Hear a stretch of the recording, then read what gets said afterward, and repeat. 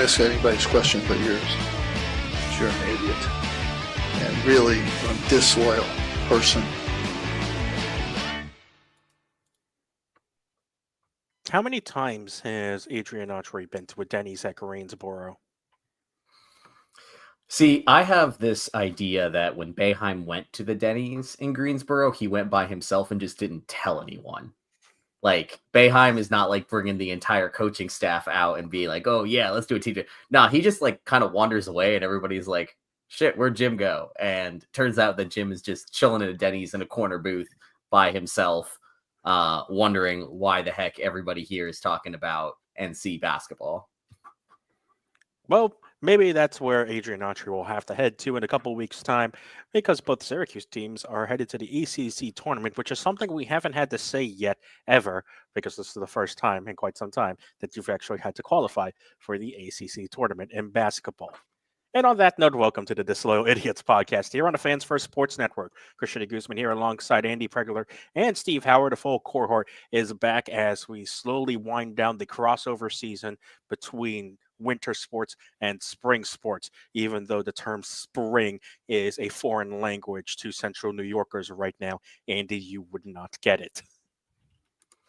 Yeah, I mean, we had the fake stock thing, or the fake spring summer thing this week, and so it was nice to have that happen here, but it's not the same as when it hits in Central New York and everybody's wearing shorts. People here went from puffer jackets to light jackets. I'm like, ooh, that's not the same. Not the same. See, the fake spring for us was 40 degrees and raining, which is not quite the same. No, not at all. Not at all. And then today was 18. After After yesterday was snow squalls and winds. Right, because this is normal. This was normal, indeed. I was at a Lemoyne men's lacrosse game yesterday where it squalled 4 times during the game. Oh, yeah. Yeah. Well, at least you're in a booth. I was in a booth, yes. And this is why basketball is played indoors. and not on an aircraft carrier on most days. Oh, I always forget about that till it gets brought up again. The good old days when Syracuse was, perennially a top flight conference team, not where both Syracuse teams are right now in basketball, where both teams just qualified for the ACC tournament this weekend. Woo! I guess at least they qualified. Yes, the women qualified by themselves by winning on Thursday, if I recall correctly. It's been a whirlwind of a week, and the men qualified because BC decided to lose, which was great as well. I'm just gonna say this is all really sad that this is like where we're at, but like, what are you gonna do? Like, this has not been a great season. I think we're all in agreement that even though we've made the ACC tournament, I don't think anybody's excited about it. That means we're a top 15 in a 18-team conference. Yes, let's go. I don't know if making the ACC tournament quite has the panache that it sounds like it does. No, what do you mean? I just mean this, like, seriously. Like, this has been, we talk about this all the time in other sports about like, oh wow, like really kill the momentum of the program, or like kill the momentum that they're growing here. Man, I've never really, I wasn't there for the Coach P days. Like, that was still when I was pre-Syracuse, and I knew about Syracuse football, but wasn't following it to that point. But this kind of, it's not as bad, because as the NCAA will remind you, Pasqualoni has one official win on the record right now. This isn't that bad, but this is what I have to imagine it kind of felt like it to watch the slow decline into Gerg from Coach P, where it's like things aren't great, and then Gerg happens, and it just you hit the wall there. So yeah, it's not as bad as the Gerg days, but I feel like this is probably what it felt like for those watching football then. I feel like as one of those. Go ahead, Steve. Yeah. Yes. Well, the thing, we've all been through this too with all, I feel like so much of our discourse goes back to our Premier League teams. But like in all three cases, we have come off of a very solid manager who, dare I say, is, program defining and Hall of Fame caliber, and then proceeded to shit the bed with the next guy. My team is still trying to buy lunch. Okay, it's not looking great, guys. We're serving lunch at the beginning of the season and then failed again. So firmly back in the mid-table. Andy, you don't get to talk. But look, no, the Arsenal 2019, Arsenal 2020 is real bad. There was somebody who did a great graphic on Substack about it, where I think at the lowest point, Arsenal over a season was averaging a negative 0.99 XG over a full season, and they finished 8th, which is absolutely insane. But also, like, they should, like, basically they were saying, like, they should have been in the relegation battle, and they were lucky to not be in the relegation battle with stats that bad. So, like, yes, I think that's a good point. And I guess the question that I have then for both of you, who's probably watched Syracuse basketball a little bit more closely, I say a little bit because little bit, not me. I feel like part of the issue this year is that our best player is a big center guy who's great at rebounding and putting up points, but doesn't play defense very well, which is just not really Syracuse in the last 20 years. Like, even Rakeem, when he was the leading scorer, was still, I would consider, a above average to elite defender at the college level, which Eddie Lampkin is definitively not. Here's what I'll say. When Syracuse is at its best, Eddie should not be Syracuse's best player. That should be J.J. Starling. But J.J. Starling has been wildly inconsistent this year. I can't wonder but help to wonder if the injury that Starling suffered at the beginning of December really affected things for Syracuse, and not only affected things for Syracuse, but affected things for him as well, because he'll have games where he goes off for 25 points, and then he'll have games where he struggles to get to double digits and just has awful shooting nights. Because it really feels like Starling's game should have fit in a little bit better to essentially what Judah Mintz's game was. And just for some reason, that just hasn't been the fact this year. And because I feel like fans said this so much last year, and it still is kind of the same, but that Starling's and Mintz's game were just so similar. It was a problem having both of them on the court at a time. But now with no Mintz, you expect Starling to be like, the dominant guard who is excellent at driving through the lane. And when Starling is on his game, that is exactly the case. He's excellent at driving to the hoop, creating the contact. Maybe not the same free throw shooter that Judah was, but at the same time, still creating something. But when he's just not having a shot and relying on his three to try and gain some momentum, then the Syracuse product as a whole suffers, because then it becomes very easy for teams to snag down against Lampkin and take away the interior passes to Lampkin to prevent him from getting touches on the ball and prevent him from posting up against players. Because also, what have we asked for a lot of Syracuse teams in the past? To have a good post player, and that's what Lampkin is. Okay, Lampkin's a great post player.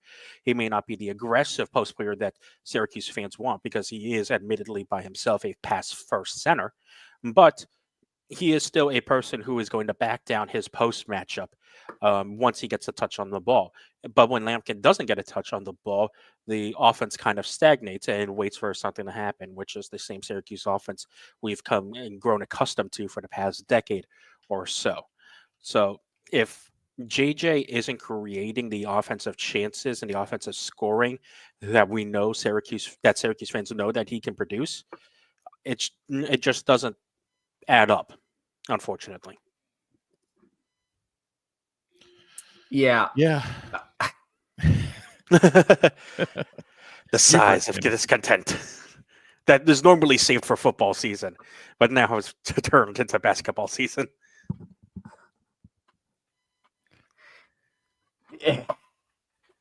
It's just the fact that this is so clearly, and I don't know how else to put this, so clearly a just absolute, like, to go back to Steve's soccer analogy, a Manchester United situation. There was a plan in there was a plan in place for those that don't know. Manchester United is now paying a manager $14 million not to coach, another manager $8 million to coach, and the team is basically the same, which is a hunk of players that I would argue, contrary to popular belief here, above average, definitely top half of the Premier League quality, if not some of the best in the world. Yeah. And they just do not fit together in any way, shape, or form. And you keep trying to change the system, and the players are just not built for that in any way, shape, or form with any cohesion. And I feel like that's what happened this year with Syracuse, where, and we're going to go into a little bit of it, they knew they weren't going to be getting the top end talent, but they still had an idea for how they wanted to play. And they went out and they tried to get players that they thought would fit this system that they wanted to play. And they've all just been absolute misses in that system setup. And the result of that is exactly what Christian's talking about, where some of the time Eddie Lampkin has to be the best player. And this team is just not built in a way where Eddie Lampkin being the best player is going to lead to more wins than losses. So I guess the question is, do we have, sticking with the Manchester United thing, do we have the current Manchester United squad problem going on, or do we have the David Moyes problem going on? A little Or bit of column both. A, a little bit of column B. Right. So again, for anyone who's not well versed in the English Premier League, Sir Alex Ferguson got a Sir in front of his name for a reason. He was a really, really good manager and probably the best in the world in most of modern history, and proceeded to retire because people get old and that happens. What? The guy who followed him, David Moyes, who was a solid Premier League manager at Everton, fell flat on his face because following a legend is not an easy task. And no matter what resources you have, because United was not shy on resources, and Syracuse, to be fair, like, yeah, not A tier, not S tier, but like still solid A tier for what they're doing. They have now found a manager that doesn't quite, I don't know if it's him not meshing or his style or what. We won't know more until next year. And for anyone who thinks he's getting canned after this year, you probably need to just go take a couple of deep breaths. Because as Andy said, we can't as a university pay for 17 different coaches. If Manchester United can't do it, Syracuse University sure as hell can't do it. We'll see with this recruiting class he's bringing in if it was a talent issue, if it was a fit issue, or if it's a red issue. And so here's why I think it might be the more of column A in terms of the maybe talent team building issue. It's mainly because when Sir Alex Ferguson retired, Manchester United had just won another Premier League trophy. And so the talent was certainly there. And then when Moyes came in, it was all of a sudden Manchester United's in seventh, and what is happening? That would be the equivalent of when Coach K retired, if John Shire took over, and all of a sudden Duke was a middle of the pack ACC team. Within half a year. Yes. This is not the same case because Syracuse's position, if we're being honest, hasn't really wholeheartedly changed. It's yes, has it gotten worse? Yes, because it's gone. But the only reason why it's gotten worse, it's because it's gone from a bottom tier, middle of the pack team to a lower tier team in the ACC. And it's not and that's just the reality of what Syracuse basketball has been. I mean, Syracuse hasn't been, I think, a top 4 seed in the ACC tournament ever. Yeah, maybe the first year. No, 2 weeks ago I looked up that stat. 0 times have they been a top 4 seed. So there you go. And remember, the top 4 seeds get the double bye in the ACC tournament. So Yeah. Syracuse, at the best, has only gotten a single bye in the ACC tournament, which we're getting to the point where Syracuse fans and their mislabeling of expectations is hurting their own perceptions of what this program can and cannot do right now, which is why the reasons why when Michael Waters releases the article that he does this past Monday about the current state of Syracuse basketball also shocks a lot of fans because they don't understand the reason why Syracuse is in the position that they are in. Yeah. And I think that is, I mean, amazing segue here, Christian, almost like you do this professionally sometimes. We were talking about this before the show. This week has been a lot, and it's funny when news breaks on a Monday because we always just assume that is, we kind of forget about it. This Monday began a couple of different articles written by Syracuse.com. Mike Waters had the initial reporting, and Chris Carlson had some supplemental reporting that essentially outlined Syracuse's NIL status last offseason and why. Chris Carlson's article kind of dealt with how poorly have these players that we brought in via NIL underperformed relative to expectations that the team had. And Mike Waters' piece basically addressed, well, why did we go Moneyball shopping instead of just going out and getting the best players available? And Waters' story, I think, is the more interesting piece. We kind of already talked about, like, we've seen the play on the court not working out well. Again, go read Carlson's piece if you're into that. The Waters piece has more meat on the bone in the sense that we knew Fran Brown was spending money on football. And there was an assumption made by a lot of people that if Fran Brown had money, Adrian Autry definitely had money then, if not, more money. And the answer to that story was that is not the case. A combination of mismanaging the portal, expectations by Red and his staff, combined with much lower funds compared to the rest of the market, put Syracuse in this behind the 8-ball situation we found this year.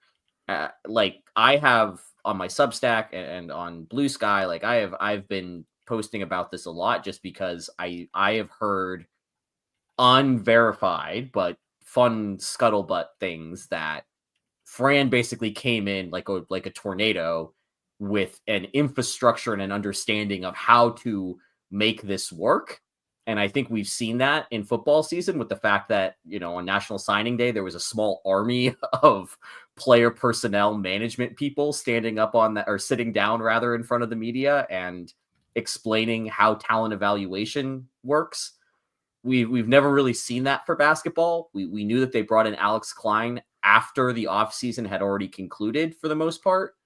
But I think this kind of confirms Syracuse basketball was not ready for the transition into the NIL era in a way that would set it up for success. And we are now seeing firsthand how bad teams can fall if you're not ready to play by these new rules. And so I guess I don't think either of you were surprised because we talk about this all the time about the Syracuse not being as big as we think it is. But I guess, was there anything for either of you in that story that was like, oh, wow, this is worse than I thought? Or, oh, wow, this is confirming a lot of things that I already thought? The big thing is one of the huge names, one of the big things that was at the bottom of Mike Waters' article is comparing how much Eddie Lampkin was getting paid, that comparing to how much Noah Waterman and Frank Anselm were getting paid for Louisville.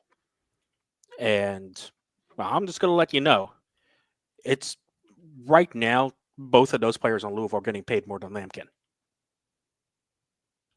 So Did I just hear a Syracuse transfers music? Yeah. Funny how that happens. Mm-hmm. Yeah. I will actually. I think it's Waterman's getting paid more than Lampkin, I believe. But not Anselm. But Anselm is getting far more money than what Syracuse would have wanted to pay Anselm, because what you see in the article as well is that Syracuse was rumored to have been in connection with both Anselm and Kadari Richmond, who were both available in the offseason. And Anselm got an NIL offer from Louisville to play. And Anselm barely plays right now for Louisville. Kadari Richmond, obviously, is one of the star players for a revitalized St. John's team, who is getting a lot of money. And the reason why Richmond is not with Syracuse is that Richmond's representatives realized that Syracuse was offering far less money than what they believed Richmond was worth. And when you look at the Louisville side, when you see that Waterman, who Syracuse saw play against Louisville, New York native, but has not played a whole ton of minutes for Louisville this year. He's getting paid far more than Lampkin, who is the starting setter for Syracuse. Just based on and this is all based on the reporting from Mike Waters in that Syracuse.com article. Just goes to show you what Syracuse is playing with right now. We all knew it was bad. I think the three of us, I'm not sure how the outside world thought it, but the three of us knew it was bad in terms of the resources that Syracuse basketball had to play with. But now that the numbers are there, we can kind of conceptualize more how bad it's been for Syracuse. I'm just going to say I have a hot take on this. I'm going to let it rest for a second and let Steve and Andy flesh out their ideas more before I deliver this take. Let's do it. I mean, Steve, you are in the heart of the Syracuse fan area. You hear it probably more than Christian and I do, but I was texting with somebody who's a very good Syracuse sports friend, and he was basically like, I'm glad Mike wrote that article. My family right now is dumbfounded on how basketball is so much more underfunded compared to football. And he and I just were like, it's Fran Brown, right? Like, it's Fran. Yeah. Yeah, it seems everyone I've talked to can't comprehend the basketball thing, which seems weird when, I guess, I don't know, maybe it's one of those where we're always too in the weeds, and seeing what happened and how everything went down and where that program was and is, for us feels different than it did for a lot of people, I think. So there seems to be a general confusion as to what's going on with basketball. Now, there's a general confusion for us too, but we at least can see why. So I don't know. It's weird here. It's always weird here at Syracuse. We specialize in that. But like, I don't know. It's the end of an era that I don't think people understand how or why is happening. I think this leads into my hot take. Let's do it. Let's hear it. This is good for Syracuse. Okay. I'm not going to say no. And the reason why I say this is good for Syracuse is because this is how college athletics is nowadays. Unless you are a true blue blood, and I'm talking Kansas, Kentucky, North Carolina, Duke, you cannot survive the college athletics landscape with basketball dominating your budget. Right. You have to have football dominate your budget. You have to have football be the premier program of your athletic program. So you have to invest the resources into football in order to make that the primary reason your athletic program and athletic brand in general is getting name attention. How much buzz has Syracuse generated in football over the past year because of Fran Brown, because of the transfer portal moves he made, because of the season that Syracuse has had, because of the 5 players that are at the NFL Combine right now representing Syracuse, which we'll get to a bit later. That alone is doing so much more, in my opinion, for the Syracuse brand and for Syracuse in general than a top level Syracuse basketball program would be doing right now. And it's just the general, that's just basically because of the general sporting landscape. Football has, in the past few years and the past decade or so, past 2 decades or so, completely dominated the sports landscape. That's the evolution we've seen in the sports landscape. It used to be baseball and basketball, but now football has overarchingly dominated all of sports. And you see it with the coverage that is getting put in on the national media sites, on blogs like us. All 3 of us are mainly football guys. Like, let's be honest. There's a reason why we haven't done too many podcasts this year, because we haven't had too much to say about basketball in a constructive way. It would have just been the same podcast over and over again.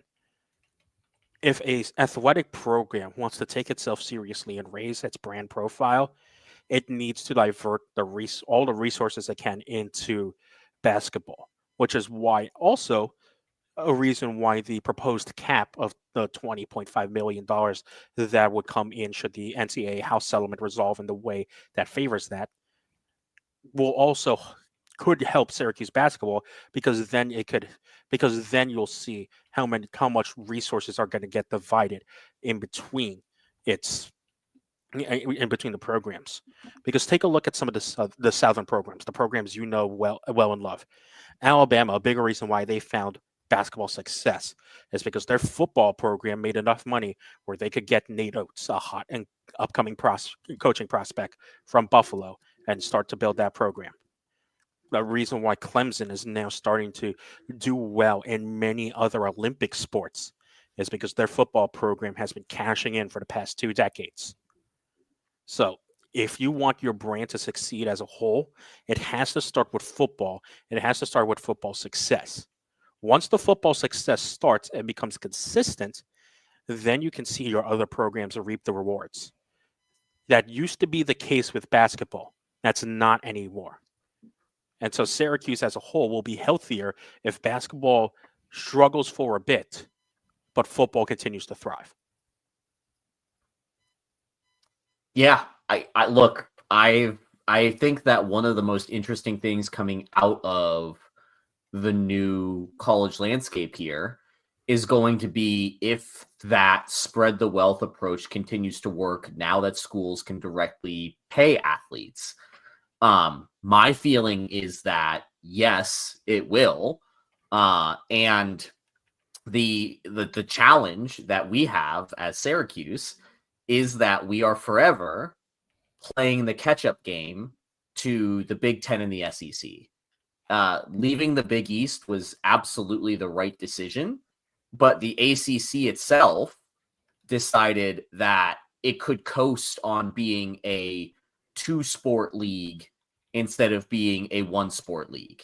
The SEC and the Big Ten will tell you that they are a football league where these other sports, when they do well, helps the conference holistically, but every decision they make is focused around football.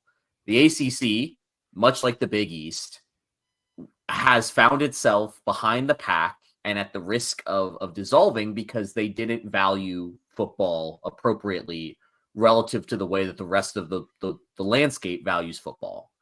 And I think that it is, like you're saying, Christian, I do think it's good for Syracuse.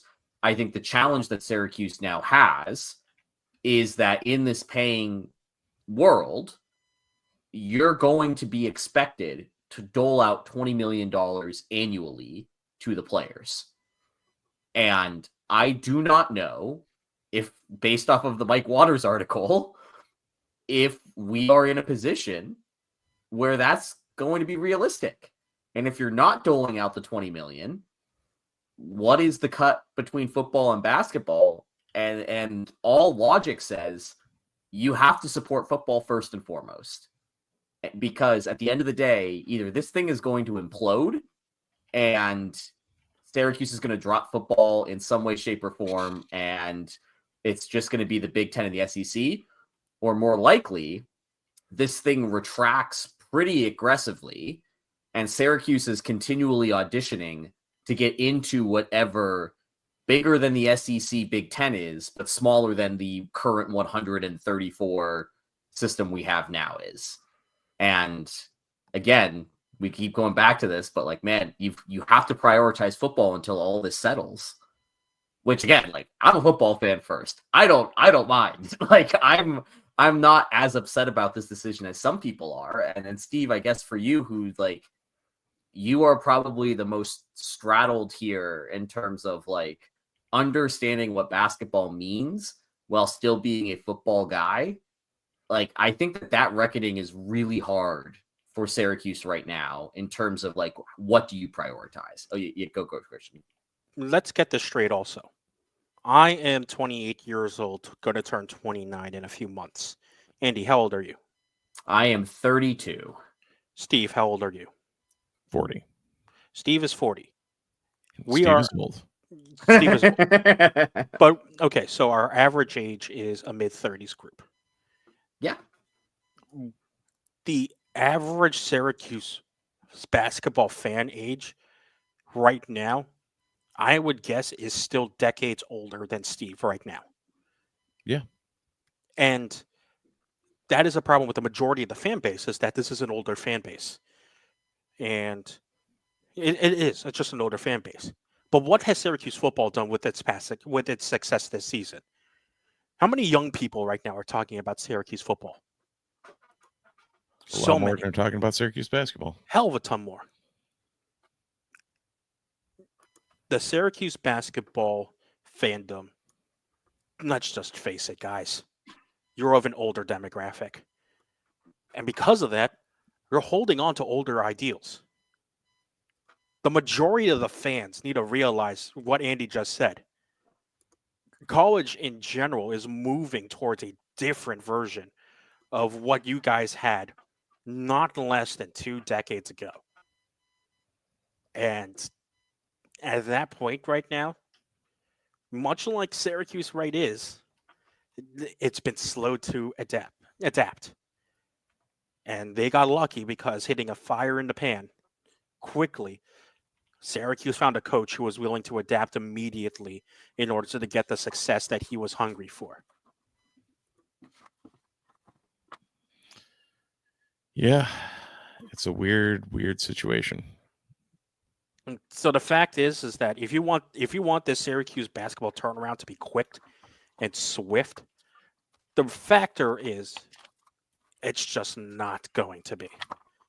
And based on the numbers we've seen from that Mike Waters article, it's going to take a long time before it will be. Yeah, and I think that this is actually an interesting, like, I used the phrase Moneyball earlier, and I do think that there's something to watch here. One of the things that has yet to be cleared up, and I do not think will be cleared up over the next 4 years with the current administration in charge, is the fact that international players are still dealing with some interesting compensation quirks and challenges. I don't think it's a surprise that when Alex Klein got here to Syracuse, one of his first things was to go into France and pull out a relatively unknown but interesting high ceiling, low floor guy that was clearly a development project.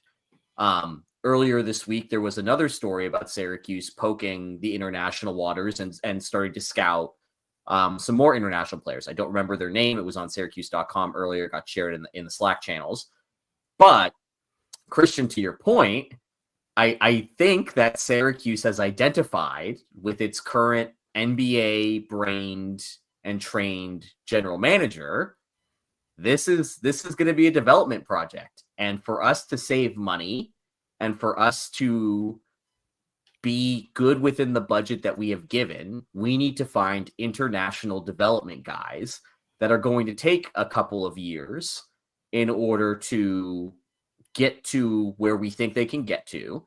And because they are governed by different rules, we are not at the same risk of losing these guys to bigger checks from people within our own conference. I think that is very intentional. I think I do think the downside of it is, Christian, is like you're saying, there is no quick fix here because these are all guys that require 2 to 3 years to develop. And I don't think any of us sitting here think that Autry has 3 more years left if results don't change. I'm not sure Red drastically change. Right. Like, I don't know if Red sticks around next year if the team doesn't comfortably make the NCAA tournament. I for one am in favor of creating the Eastern European All-Star team. Why not? Yeah, I don't know. It's a situation I don't think any of us ever thought we would be in. Also, when we started this podcast, we did not think we were going to be talking about basketball for 40 minutes. But this is what happens when the three of us talk. It snowballs for 30 minutes, and then we forget it's halftime, and we have to talk about home field for a sec. Mm-hmm. Well, would you say that it snowballs into something that catches Stop. fire? Stop.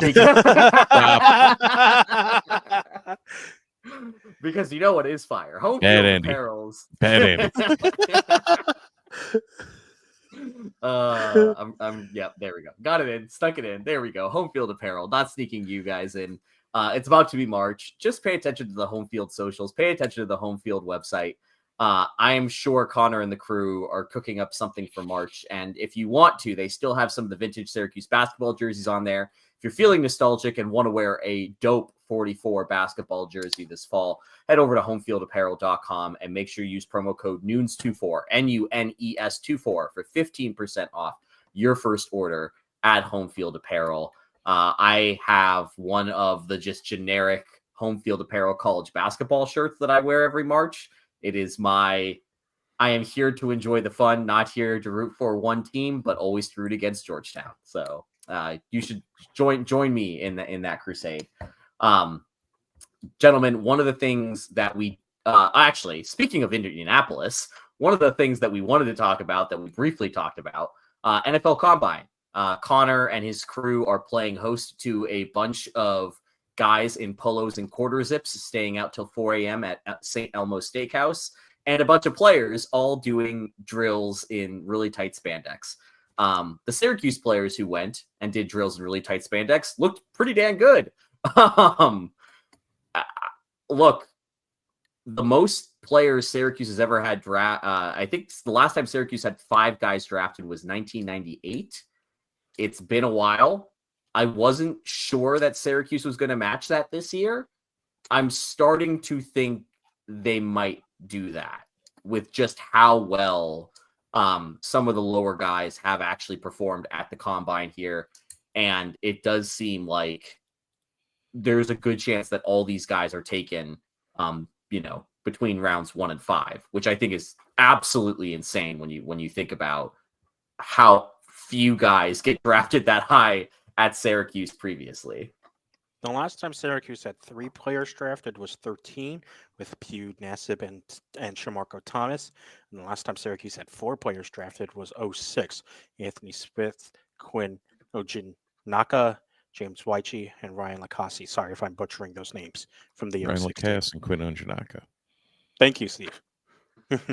Of the ilk to tell me if those pronunciations are right or not. I'm surprised also. It's looking very, very good. Especially like Andy said, all 5 guys who were at the Combine, Kyle McCord, Aronde Gadsden, LaQuint Allen, Elijah Clark, and Fadil Diggs had great combines from basically what it looked like. It looked like all of them had some great combines and performed well in drills with teams, also talking to these players at the Combine. Steve will be very excited to know that Cinco talked with the Bills, who need any warm body on defense. At this point, yeah. If you are in the secondary and you can stand upright, we will take you because holy shit. We went from a lot of quality back there to a lot of nobody back there. And it's not because they left; it's because they decided that the trip to the injury list would be very, very beneficial for them. That's not to make fun of injuries; they just all got injured. Literally, the uh, entire secondary. We had 6 starters in the AFC or 6 players in the AFC Championship game for 7 positions. McCord is making his way up the boards. It looks like he is becoming slowly more and more becoming a day 2 draft pick, which again, I remember Andy, you previously were talking about when, McCord was floating if he was going to come back or not, that the early like rumblings that were internal were saying that McCord was going to be a UDFA. And now he's shot up all the way to day 2 from what Yeah. I've seen from most people, which is And impressive. yes, and I think that this is why, like, if you're asking, like, how does an opinion on a quarterback change that much? This is why things like the Senior Bowl matter. This is why guys used to opt out of bowl games to focus on the Senior Bowl or these other post-season things that get televised on NFL Network and don't have any fans in the stands. But it's because during those days, coaches and scouts essentially just get one-on-one time with these guys. And we know that every single coach that has ever talked to Kyle McCord absolutely comes away loving Kyle McCord. And this is why that time is more valuable than playing in an exhibition game that might be against a good opponent, but it's not going to tell a scout anything differently versus that one-on-one time and that one-on-one drill time. And again, kudos to Kyle McCord. I really hope he doesn't end up in a situation with one of the New York teams or some team that has done terribly with quarterback development. But actually, sorry, one of the New Jersey teams. But I would. I would love to see him go somewhere where he can sit as a backup for a couple of years and see if, same thing happened with Ryan Nassib, and he ended up being an accountant and is doing great with that Rolodex of NFL player names that he has.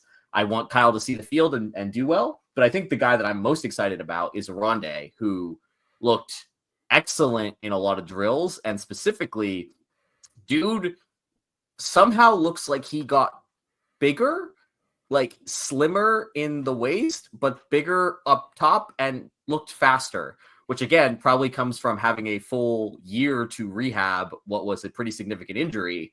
Arande is going to be a problem at the NFL level if we only saw 80 to 90% healthy Arande this past season. Yeah, there are some talented tight ends that are ahead of him right now for good reason. Tyler Warren is probably going to go in the top 10, probably, if I had to guess. But other than that, Arande, I can see Arande sneaking in as a day 1 guy. Most likely will be a lock for a day 2 guy, I think, for Arande, though. And yeah, he was. I remember seeing. I think he would. During I'm not sure if it was during the 40-yard or during the gauntlet drill of him clocking about 19.5 miles an hour, I believe, which is pretty good for a tight end. It's a large man moving at a rapid pace. Yeah. All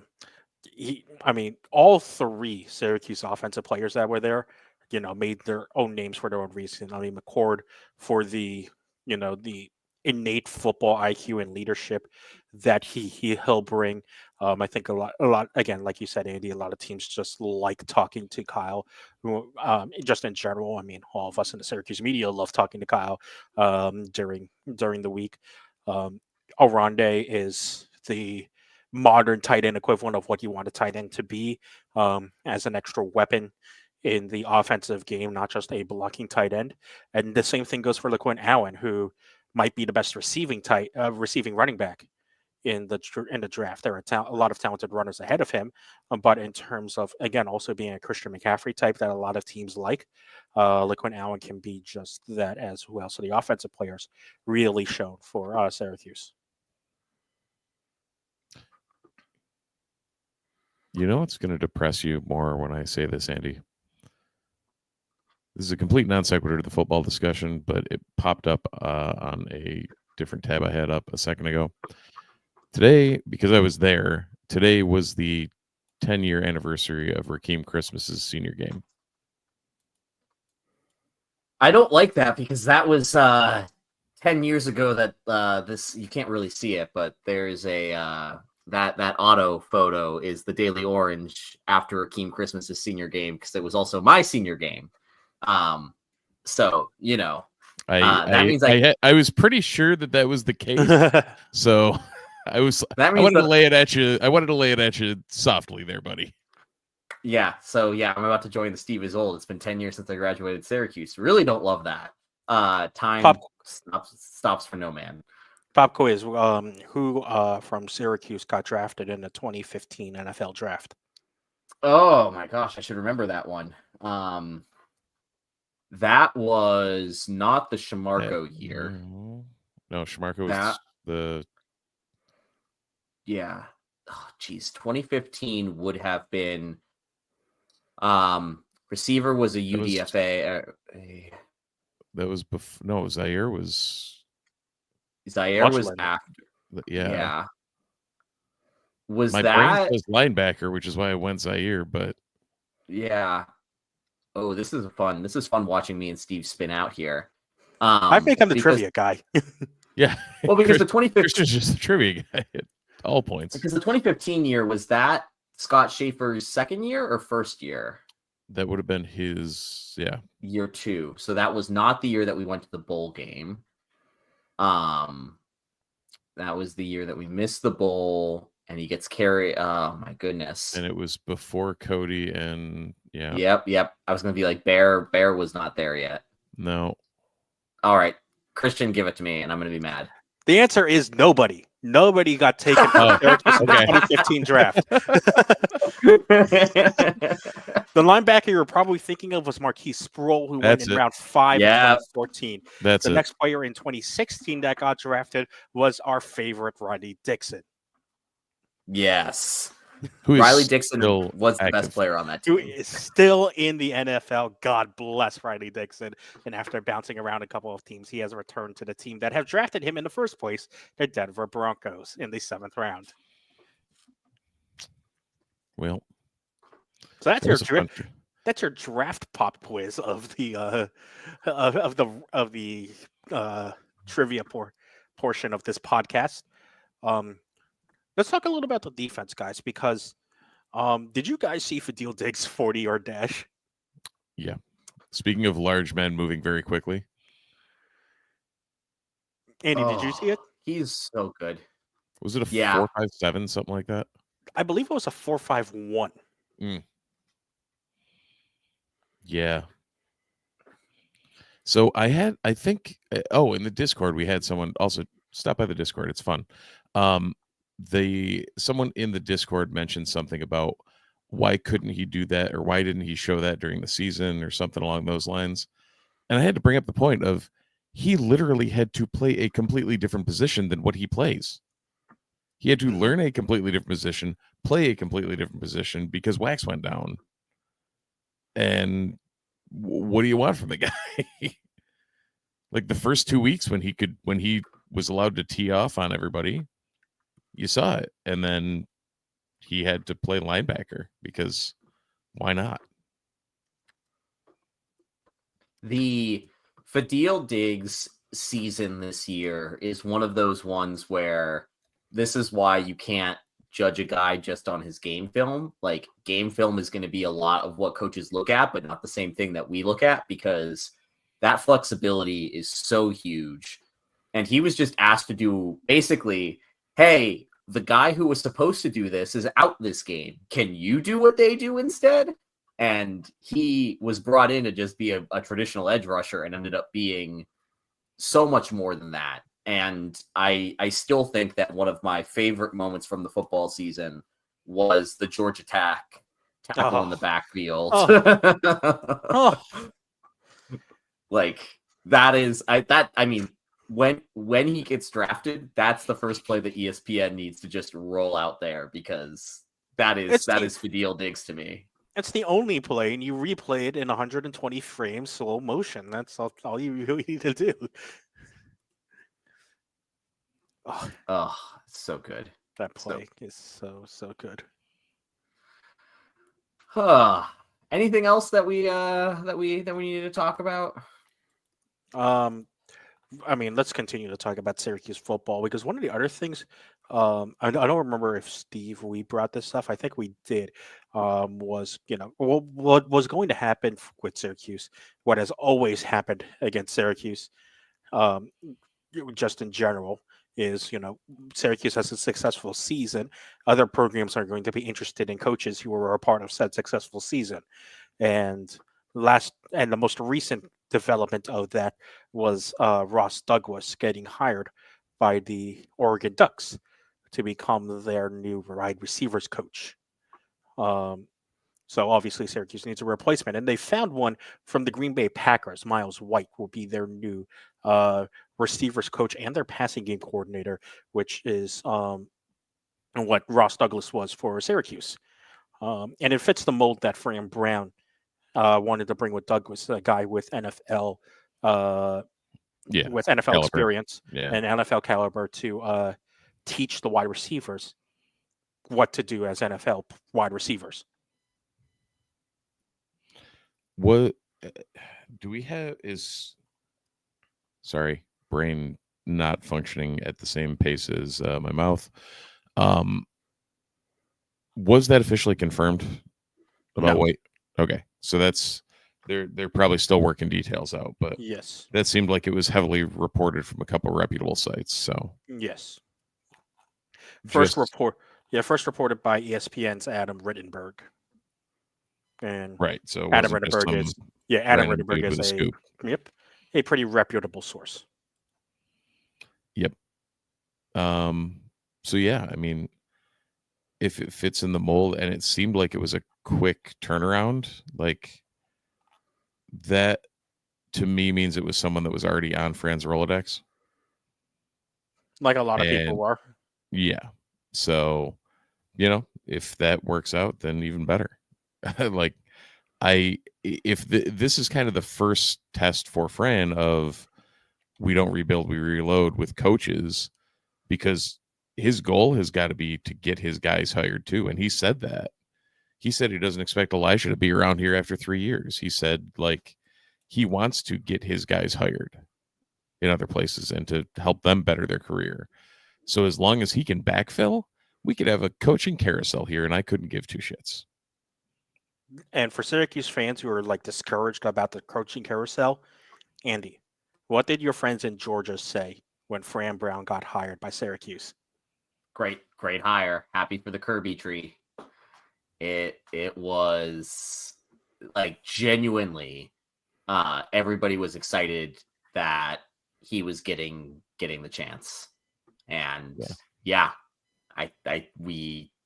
they knew one of the things that I think is really interesting here is that they knew this is good when the tree grows like this. So yeah, it's They didn't want to lose him, right? I mean, at the end of the day, like the recruiting side was he's the he was the number one recruiter, and they were concerned. Again, this is a little bit different now because of the whole Nick Saban thing, but they were concerned that they were going to start losing number one guys to Bama again, which is what Fran headed off. Now, right. I think what we've seen is that a little bit different recruiting landscape than when Fran was doing his thing, but Fran clearly knows where the money is in the banana stand. And it seems like with Fran, there's always money in the banana stand. I guess, do we need to change that to money in the orange stand? Like, is that more appropriate now? Is that what we're gonna have to do? Fran runs the orange stand and Red is still looking in the banana stand or something? Yeah. The Fernana stand. Oh, That sounds like a weird country. Fernana stand. Oh, Is that part of the my. Ottoman Empire now? Oh my god. Yep. Done. We did it. We did it. We did what? What did we do? We made it to the part of the podcast where shit goes completely off the rails, Christian. Oh my god. It's 9:00 on a school night. I'm Steve and I need to be put to bed. Jeez, okay. You know, Side notes, both Syracuse lacrosse programs are spiraling downhill quickly. Hey, at least about one that of them time, won. isn't it? At least one of them won. Yeah. The other one lost to a second-year program, which is always a plus. Yeah. And that other one that is of the women's variety lost one of their best players for the season. Oh, yeah. I forgot that was, yeah. Yep. For those who don't know, Olivia Adamson is out for the season with a lower body injury. Because why would we have nice things? Yeah, why? And it's at that point you realize this year's Syracuse women's lacrosse program is Emma Ward and friends. Yeah. Yeah. That's kind of where we're at. So, whatever. We'll see how Syracuse men's lacrosse does against Hopkins next week. Yeah. What day is that? That's a Saturday game. Saturday. Oh, damn. I mean, I'm kind of happy because I would bring the kiddo up there, but I don't know if I want to watch him witness a murder. Oh, it's Sunday, 2 p.m. Oh, well, maybe he will be. That's a I'm out of town on Saturday, so I will be back on Sunday. Maybe I'll have a first-hand account next week for that's a U game, by the way, as well. Huh. So we're gonna get run off the field on actual TV? It looks like it might happen. Cool. Well, that sounds like a great place to end the show. Thanks, everybody, for listening to this week's edition of the Disloyal Idiots podcast. We're so back. We are so back.